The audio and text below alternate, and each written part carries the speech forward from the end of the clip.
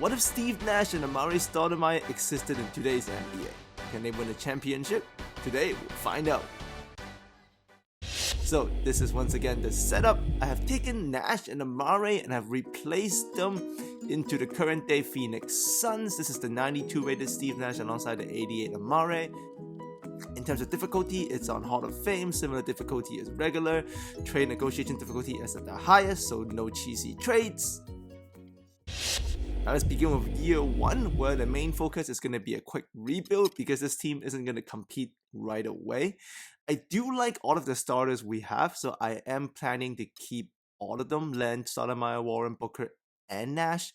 But everybody on the bench, I don't like. So I will be trading everyone, including Tyson Chandler because he's a huge contract. In terms of the trades, my main goal is to build a young bench mob. So I have traded our Archie Goodwin, PJ Tucker, and 2 second-round picks to the Rockets for Dantes Monte-Nunes and KJ McDaniels. This is pretty much just so I can get a backup power forward to alleviate Stoudamire's responsibilities instead of scoring, and Monte-Nunes is a stretch 4, so that's a pretty good deal. Second-round picks, I don't care too much.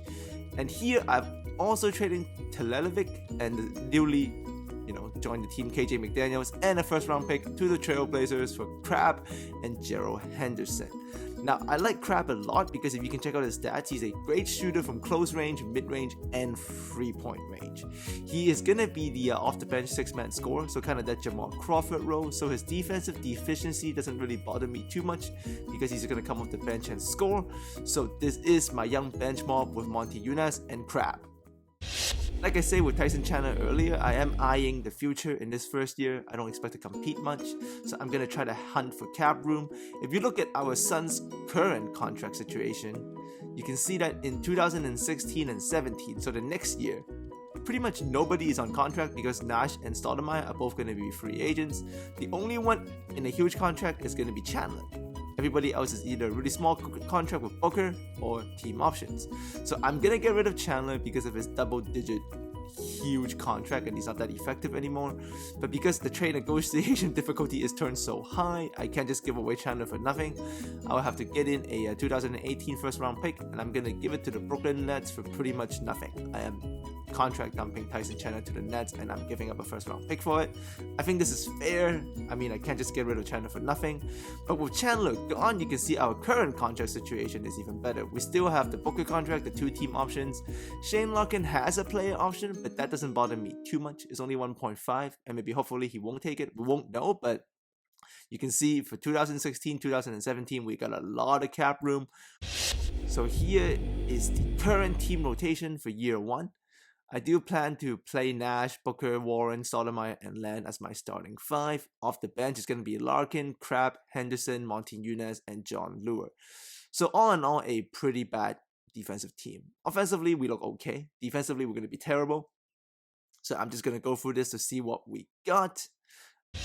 So if we look at 60 days after, stands at 12 and 23. So as expected, not very competitive. Our team chemistry is decent, so that's always a good thing. Now, if you look at the team stats, like I said, I'm going to look at the advanced offensive and defensive rating. So points we give up per possession, per 100 possessions, and points we get per 100. Our defense is downright atrocious. We are 3rd worst in the NBA. We give up over 109 points, over 110 possessions, so that is not good. And from a offensive standpoint, we're middle of the pack. We're ranked 12, where we're 104. So we score about 104 points per 100 possessions. The low scoring can most likely be attributed to the fact that we don't get any stops, so we don't get any easy looks. So the defense needs to be worked on even if we are in year 1. We can't stick with a defense this terrible. So I have decided to make some mid-season adjustments on the defensive end. I'm going to change the defensive focus to neutral defensive focus, play physical defense, and crash defensive glass. So pretty much I'm making them play with my golden defense POE. Hopefully this will improve the defense. And 90 days later, guess what? It did improve the defense. We went from 3rd worst in the NBA to, middle of the pack. So we went from a pretty bad record to exactly 500, 41 and 41. So we did end up making the playoffs as a seed 8 with a exactly 500 record. In the first round, we're going to face the OKC Thunder, so we're pretty much going to be cannon fodder. And we got completely destroyed by the OKC Thunder. Good news though is that Nash did make third team All NBA, so he is a star. And in the end, the eventual NBA champions for the 2016 season was the Golden State Warriors. And the MVP, of course, as you guessed it, is going to be Mr. Steph Curry with insane numbers. He shot 55% from three-point range in the finals. The heck? So, with that year one finish, we're going to move on to year two. And this is the year where we're going to focus on building a contender. Now, I say that because if you look at the stats from year one, our team is great offensively with Nash, Stoudamire, Booker, and Crab.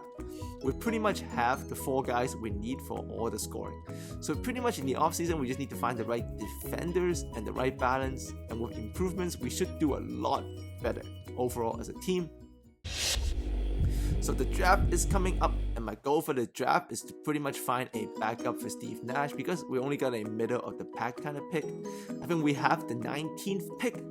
So you're not going to get anybody too good, but a backup point guard with the 19th pick is probably doable. So that is going to be the focus. And the first pick actually went to the Jazz, second pick to Magic, and the third pick went to the Boston Celtics. So just for curiosity's sake, let's see who the Jazz draft with the #1 pick. And of course, it's Ben Simmons, who is going to be a star. So the draft class I am using is from Embrace the Pace. So he's pretty well known for making draft classes. So I went with him for the draft class here. So no surprise, Ben Simmons going first. And let's take a look who goes second. I'm just interested in top 3 picks here for curiosity's sake. So it was Brandon Ingram that goes second overall to the Orlando Magic. Poor Sixers, they tried to tank and they still got the 4th pick. Alright, so when the draft going on, I'm trying to go to the trade finder to see what I can get with the 19th pick. And remember, I'm aiming for a backup point guard. So here for the 19th pick, I can get Kendall Marshall and a second rounder from the Philly. So that's not bad. So I'm keeping this in the back of my mind. I can also get Devin Harris for straight up for the 19th pick. So this is also pretty good. But unfortunately, Harris, it's a little bit of a large contract, $4.23 million for a backup point guard. That's old, and I'm not so sure. But we'll see what happens down the line in the draft. So we fast forward to go all the way to the 19th pick, which is our turn. And when we got there, we actually got a trade offer from the Wolves. They're going to give us Demetrius Jackson for number 19 pick and the 2nd round pick. So I was pretty much sold for this trade because Jackson is on a cheap contract, cheap 4-year contract, and he was actually originally the 11th pick from this draft. He's decent everywhere, not great, 74, 75, 70 short close, but he does have the badge fierce competitor, though that's always good, and he's got pick and roll maestro and posterizer, so for a backup point guard for Nash, this is pretty good, so I'm just gonna take it. And like I said, he was originally the 11th pick, so this is a win. I'm pretty much turning a 19th pick and a 2nd rounder to the 11th pick, so I took the trade and we were able to get a backup for Nash, so this is one off-season goal completed. Now, and if you look at the contract situation now, we pretty much have a cap room bonanza. Look at this. Like, we have so much cap room. We only have 4 guys that are resigned. Obviously, I picked up the team option for Len and Booker. And Jackson is the new rookie that we got through the trade with the Wolves. And TJ Warren is still stuck on his rookie contract, that team option that I took. And Booker is stuck on his 2nd year of the rookie contract.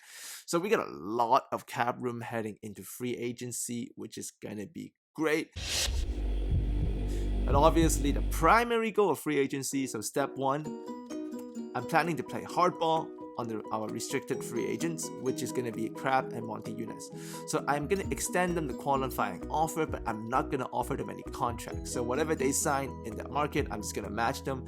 And if no one happens to sign them, we're going to keep them for cheap on an annual salary of very, very low, 1.38 for Crab and 3.28 for Monty Eunice. I mean, I like these guys, but am I going to commit to long-term contracts? I don't mind, but if I can avoid it, I would prefer to avoid it. So I'm going to play hardball with them with the qualifying offers. In free agency step 2, we are going to focus on our 2 max guys. So Steve Nash, obviously deserving of a max contract, even with the cap rise. He's going to get 20. He's going to get 5 years, and he's going to get about 20, average about 27 million per year. So a max contract for Nash, which is okay. And Stoudamire also going to get his max contract. He's a younger player, so his max is not as high as Nash, but he's also going to get an extra player option for, once again, over $20 million a year. And luckily for us, even though they're expensive, they do decided to both re-sign with our Suns. So we got Nash and Stoudamire locked up for good. So if you look at the contract situation now, so this is really important. Thank God we got rid of Tyson Chandler. So now we got the 2 max guys and the young guys flanking them with the cheap contracts. So if you look at free agency step 3, we gotta improve our defense, and luckily for us, we still got $31 million left in our budget. So we got about $30 million to pick up a couple of defenders that we need. So starting from the get-go, I need a strong wing defender, and I was able to find DENG, which is great news. I have decided to sign him to a 2-year contract, with the second year is a team option at about $8 million per year. I overpaid him a little bit, but since the second year is a team option, I don't mind it too much. He can shoot and he can defend, so this is what we need really badly. We need wing defense. Nash and Booker are not very good, so DENG is absolutely necessary. Luckily for us, he accepted, so even the second year is going to be a team option, so this is a very low risk contract, and it's only $8 million, so I liked it. I also decided to get another center, and I had decided to pick up Marjanovic, so Boban. I wanted to get Whiteside, but he wanted the max contract, so I didn't want to offer Whiteside the max. I want to save the cap room for something else, maybe in next year's free agency cast. But Boban is a solid defender, and he's on a cheap contract, 3 years, about $8 million per. And Boban also accepted, and he's relatively young, so this contract is only going to keep him till he's 30. So with Deng and Boban intact, that's pretty much the defenders I've been looking for. And we have about, after those spendings, we still have about $16.32 million left. So remember though, we still got to worry about Crab and Dantes. So about $16 million to re-sign those two and maybe another guy. And that's the hardball strategy of only offering qualifying offers to our fixtured free agents. Did it backfire? Luckily for us, it did not. We were able to keep Crab for very cheap at $1.38 million. And we also able to keep Dantes for $3.28 million. So both of them didn't really get any offers in the market, and we were able to retain both of them for cheap with still $16 million left in cap space. And in terms of training camp, I've decided to make our young guys, all of them, into two-way stars. So I put both Devin Booker in the perimeter defensive camp for him, so he's just going to improve incrementally here, year over year. I'm going to make him a better defender.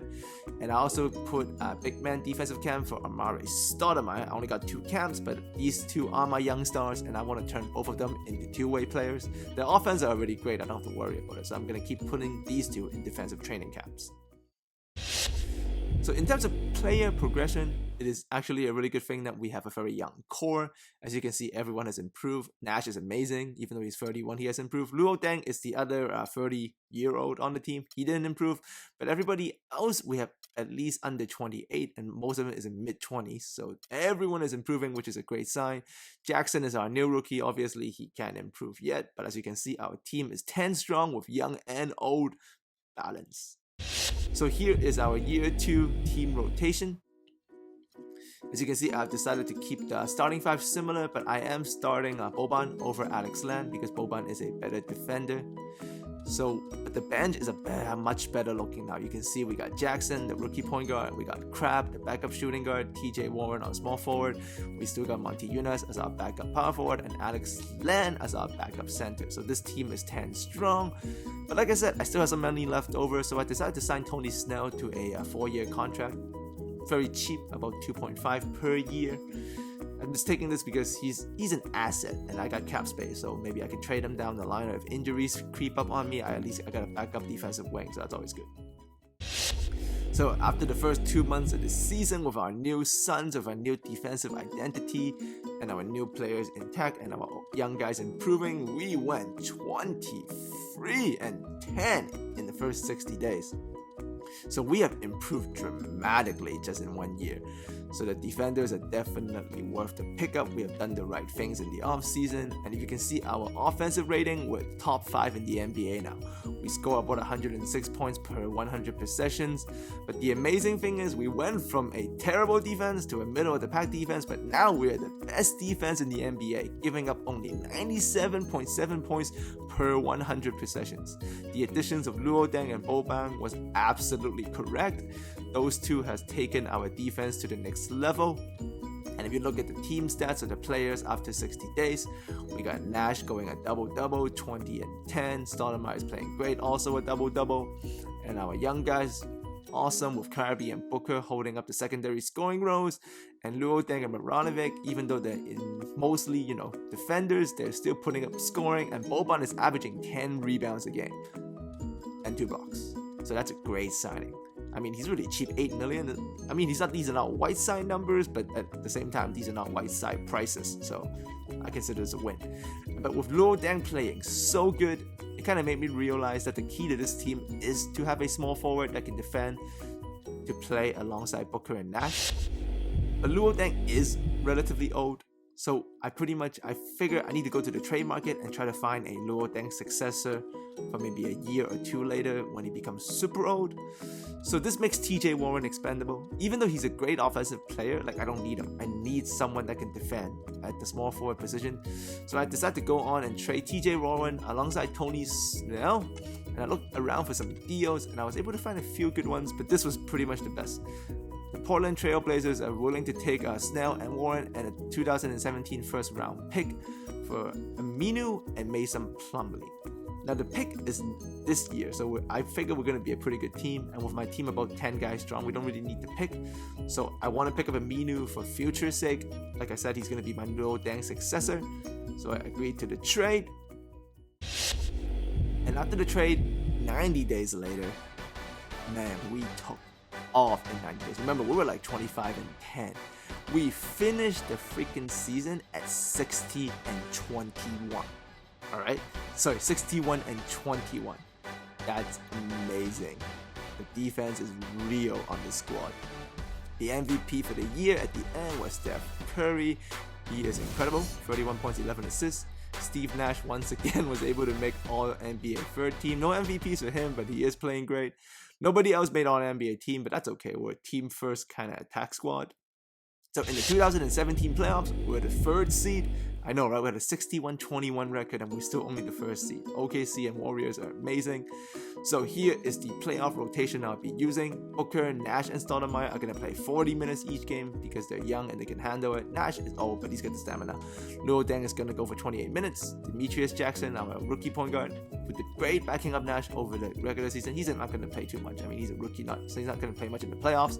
We got Crab playing 28 minutes. Aminu not so much, maybe 2 minutes. And then we got Monty Younes and Alex Lamb backing up Stoudamire and Boban. So in the first round, we were facing the Pelicans. So we were able to go 4-1 against the Pelicans, but in the second round, my goodness, we will be facing the Golden State Warriors, Steph Curry MVP himself. And if you look at the first round stats on how we did against the Pelicans, we did pretty good. Nash is going 28 and 11 now. That's insane. Stoudamire is still going 20 and 10. Crab is doing great as the off-the-bench guy. Booker is holding it down. Boban still averaging double-digit rebounds alongside with Deng, who's going 8 and 8. That's awesome. So we will be facing the Warriors, who had an identical 61-21 record. Whew. And I will be playing this game personally to showcase the Phoenix Suns to you. So I'm going to end the video right here. And as you can see, Nash and Stoudamire, if they existed in today's NBA, if you surround them with the right guys, they're going to play great. And why the heck does the Warriors have Dwight Howard? Oh god. Well, I will be playing this game live in the next video, so keep an eye out for that. And I'll still be playing the Jordan game versus LeBron later too. So as always, family, if you enjoyed these what if rebuild scenarios, add me a like. Let me hear you in the comment section. And if you want to try out and go up against me, go to the roster picker and search for SamFam Suns, and you get the roster I used to start off and play it.